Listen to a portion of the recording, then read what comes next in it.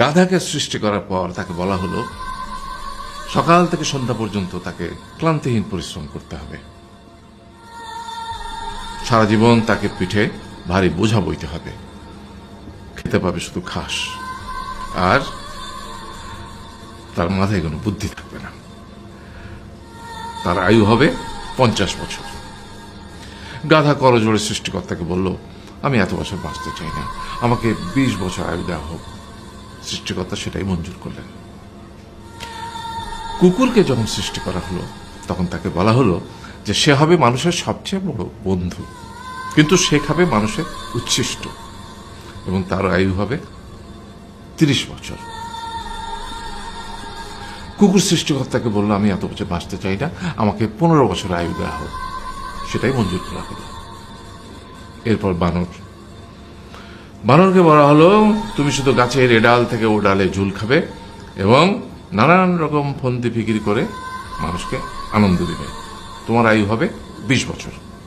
মানুষ বলল, আমি 20 বছর বাঁচতে চাই না, আমাকে 10 বছর দেওয়া হোক। সেটাই মঞ্জুর করা হলো। এবার এলো পুরুষ মানুষের পালা।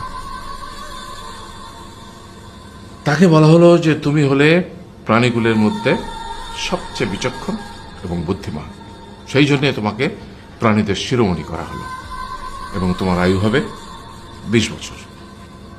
তখন পুরুষ মানুষ বলল, করজোড়ে বলল সৃষ্টিকর্তাকে যে 20 বছর আয়ু অত্যন্ত কম, হে প্রভু, আমাকে ওই গাধার সে যে 30 বছর আয়ু চায়নি সেটা আমাকে দেয়া হোক, ওই যে কুকুর 15 বছর ফিরিয়ে দিয়েছিল সেটাও আমাকে দেয়া হোক, আর যে বানর 10 বছর নেয়নি সেটাও আমাকে দেয়া হোক।